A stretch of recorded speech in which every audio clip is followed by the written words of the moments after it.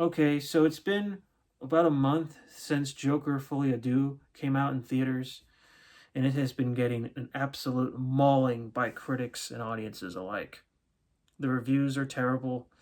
The box office returns are some of the worst I have ever seen. In fact, they make The Flash look pretty good by comparison. It's, by all accounts, a completely terrible result. And I know exactly why the film failed. There are several key factors, but chief among them, yeah, the movie is not very good. It's not a disaster, and there's a lot of hyperbole going around on the internet. It's not the worst movie I've ever seen. I think people who say it's a complete disaster, I think that's kind of unfair. Sure, it's not a good movie by any means, but it's by no means, you know, Madam Web bad. But it is a pretty forgettable movie, and I think again there are several things that are going against it. Number one is the musical aspect, the musical element.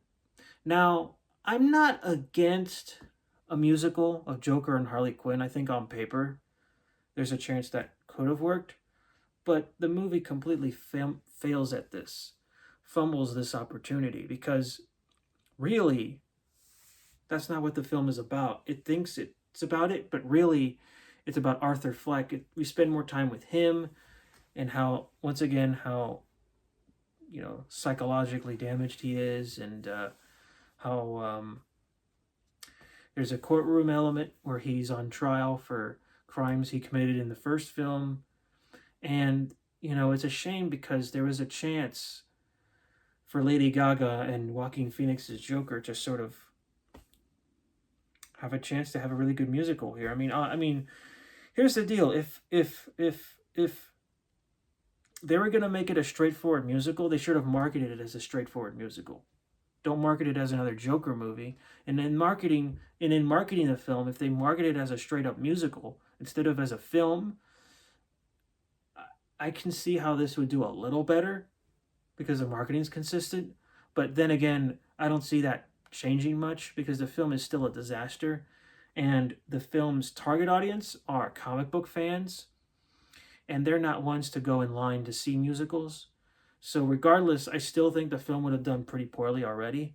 Um, the bad, the simply horrendous marketing campaign. Um,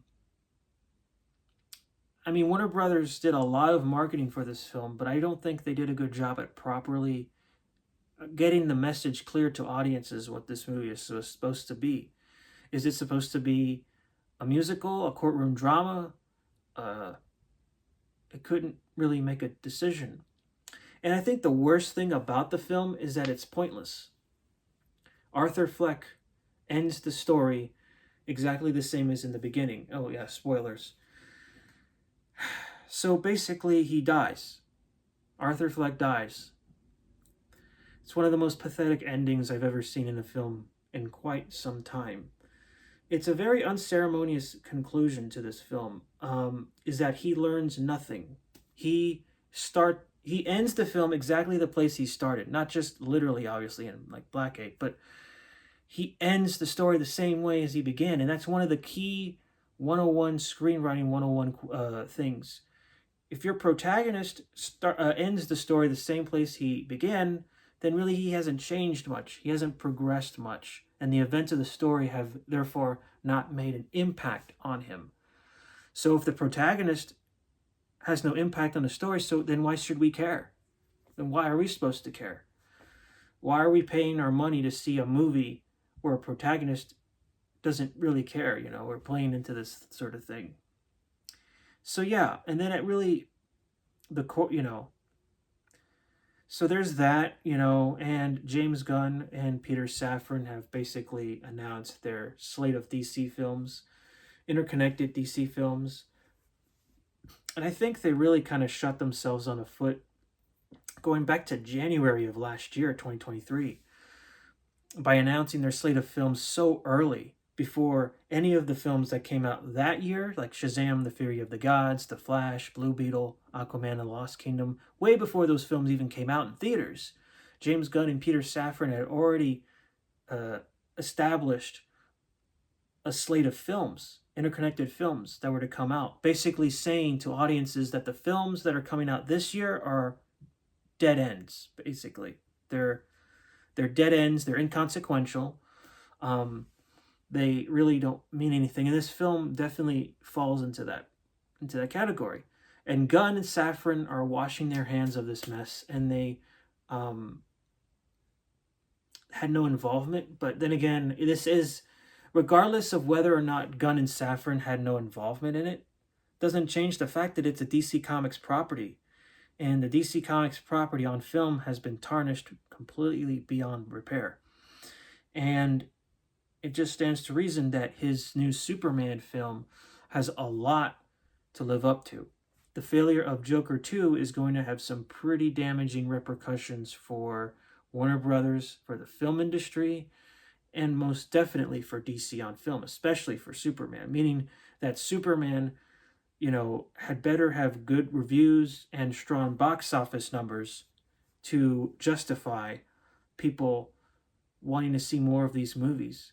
Otherwise, Gunn's ambitious slate of films and TV shows are not going to generate that much interest. Bottom line. So yeah, those are my reasons for why Joker Folie à Deux was a disaster. And it's amazing how much of a disaster it was, considering how much of an unexpected phenomenon the first one was. The first Joker was a complete unexpected, like a smash. It was a fluke almost. Warner Brothers were not expecting Joker to be as successful as it was. And they didn't really take home all the profits from that movie.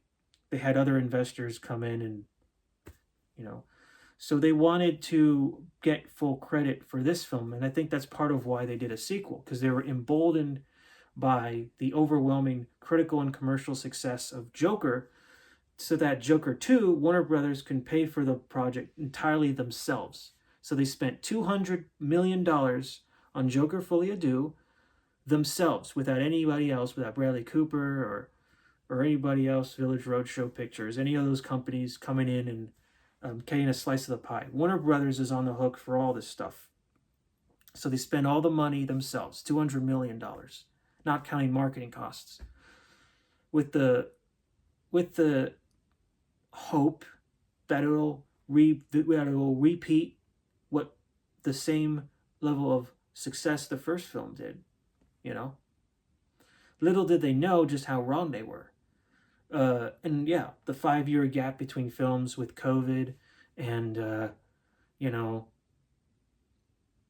it's just bad timing, confusing marketing, and the fact that, once again, this film, given how much of, if you haven't seen the film, then you'll notice just how, if you haven't seen the film, then, it's fine. But ultimately, if you have seen the film, then you'll notice just how inconsequential the film is. It's pointless. Nothing happens.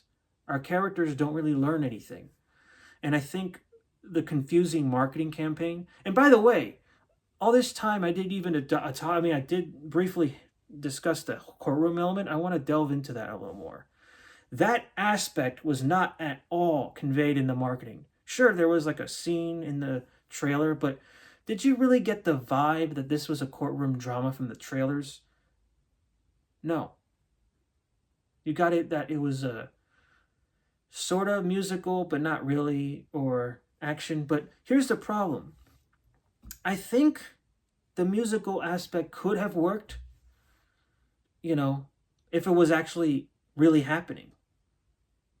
If Warner Brothers build the film as a musical and we're confident on it, and like in the same vein of Wonka or A Star Is Born, and if they gave it that sort of attention and not try to mislead audiences, then we would have something. Because Joker and Harley Quinn have an abusive relationship in the cartoons and other materials. So a musical could be a great way to sort of explore that.